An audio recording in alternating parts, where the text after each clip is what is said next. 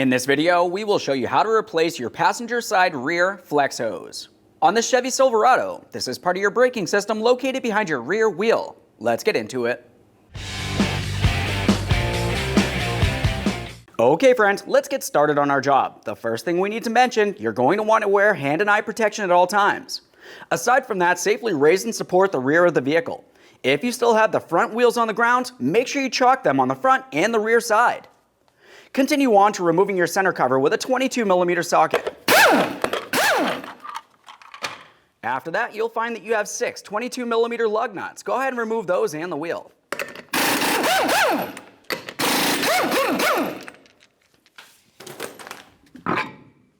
With the wheel out of the way, we have a clear view of our caliper and part of the flex hose.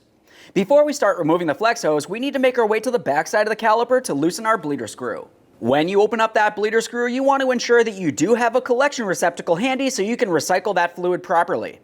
I've got my collection receptacle handy, but before I install this on here, I want to open up the bleeder screw with my 10mm and make sure I see a steady trickle of fluid coming out of here.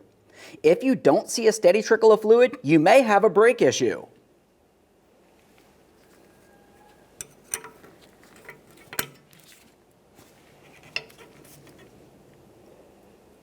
That looks good. Let's get this on there. Now the next thing we'll have to do is make our way into the passenger compartment. We're going to press the brake pedal all the way down to the floor and hold it there with something such as a pry bar. Once you've completed that action, make your way back down to that bleeder screw and close it off. We'll remove the collection receptacle. Now we can start dislodging the flex hose. Before you do so, make sure you clean the area. Use a wire brush for this, maybe some parts cleaner.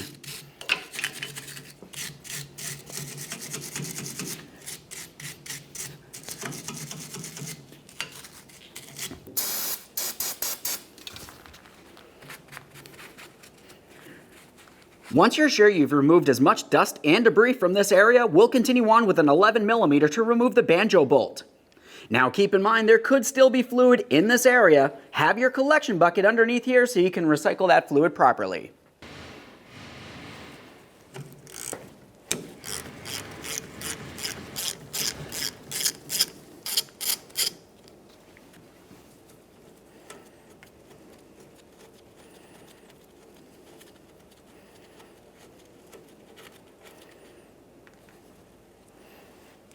The next thing we'll do is remove the banjo bolt from the area. If it feels as though it's stuck in place, it's typically due to one of the crush gaskets. Go ahead and remove that banjo bolt and recycle the gaskets. There's one on each side of that flex hose. We'll use some pliers to hold onto the crush gasket. So on the back side there.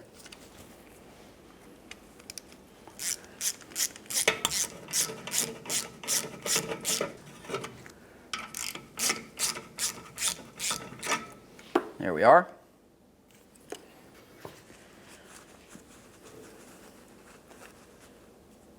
The next thing you need to do is clean and inspect that banjo bolt.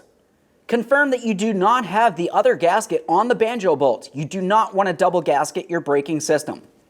I'll do one last inspection of the flex hose here. I can see that I do still have one of my crush gaskets on here. That's okay. We'll recycle everything all together. Continue following this flex hose up to its next mounting point. We'll make our way over here and you can see exactly where the brake line goes into the flex hose. Continue on using a 14mm. Turn this counterclockwise to remove it from the backside of the flex hose there. A quick inspection of the line and set that aside. When you go to unscrew this, you may find that more brake fluid comes out.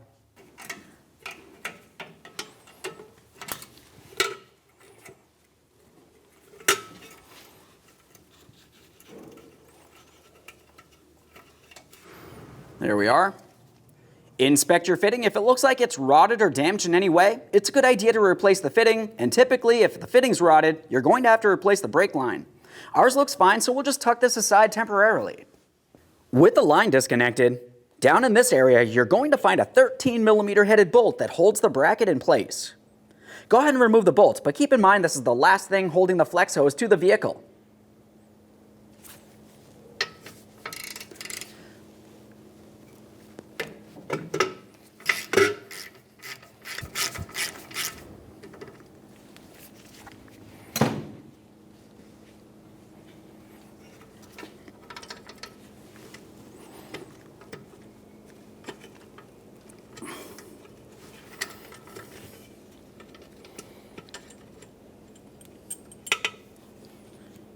A quick inspection of that mounting bolt, we'll set it aside. We will be reusing this.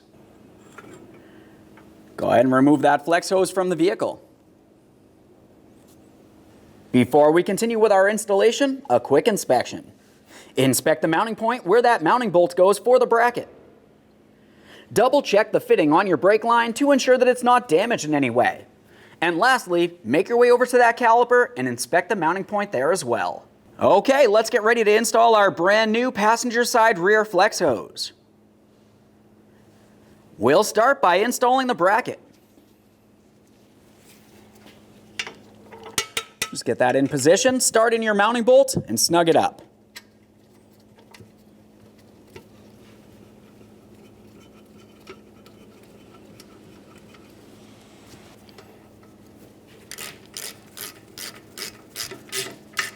Okay, right there is bottomed out.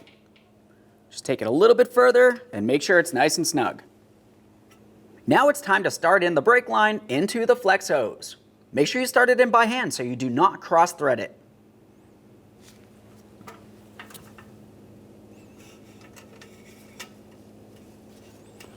Just move it around as needed here. A little wiggle generally helps.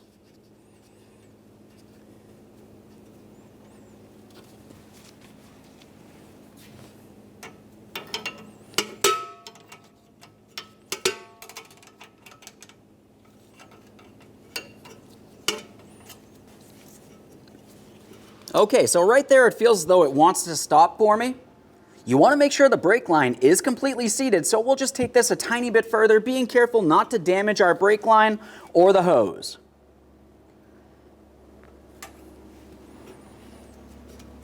One last quick confirmation here to ensure that we are completely seated, and let's follow that flex hose up to where it connects to the caliper.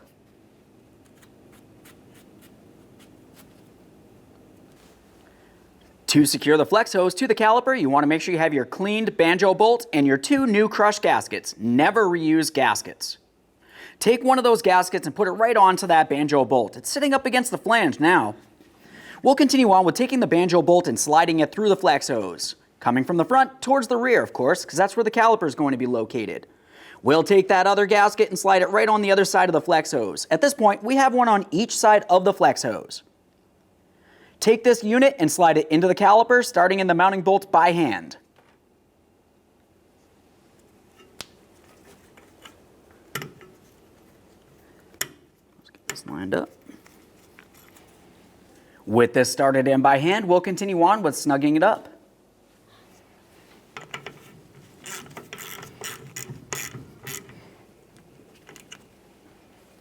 Once you have that snug, let's just make sure it's nice and tight. We bottomed it out. Take it just a little bit further to make sure we crush down those 2 gaskets. Take hold of the flex hose, give it a wiggle to make sure it's completely seated up against the caliper.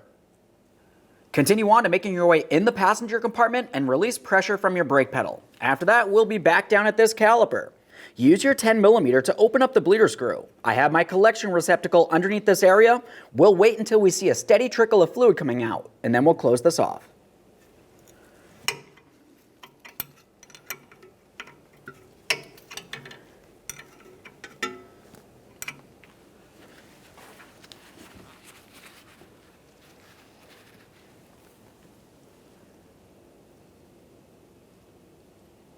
Once you do have fluid coming out of this area, go ahead and close that, and then we're going to continue on with a manual brake bleed.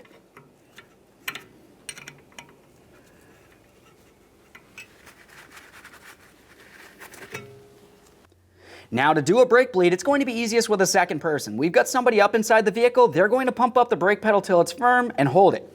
I'm going to put my collection receptacle on here, turn that bleeder screw counterclockwise, and watch the fluid come out. Go ahead and pump up the brake pedal, please.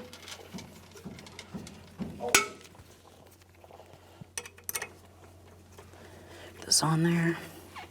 Okay, got my hose set up. You can see the fluid coming out of here. Go ahead and pump, please.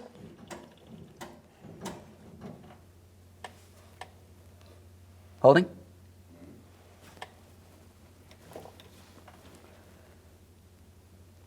We'll repeat this process until we see clean fluid coming out. Go ahead and pump the brake pedal, please. Holding.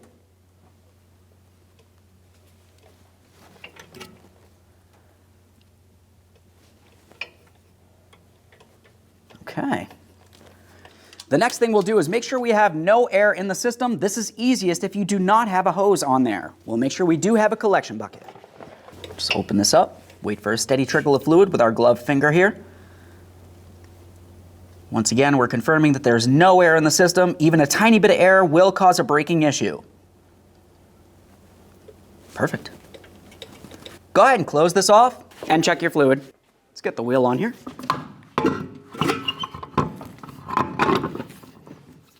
Start on all 6 of your 22mm lug nuts. We'll bottom these out. Get the wheel safely back on the ground, and then we can torque each of these to 140 foot-pounds.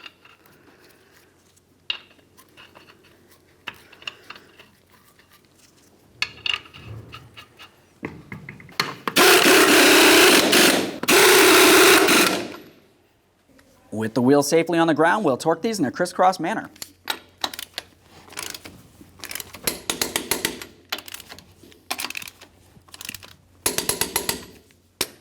Torqued.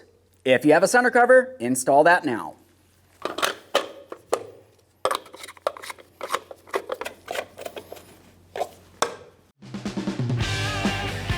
When only the best will do, demand TRQ. The only company that lets you view before you do. TRQ is committed to offering the highest quality aftermarket auto parts that are engineered for peace of mind. Thanks for using and viewing with TRQ.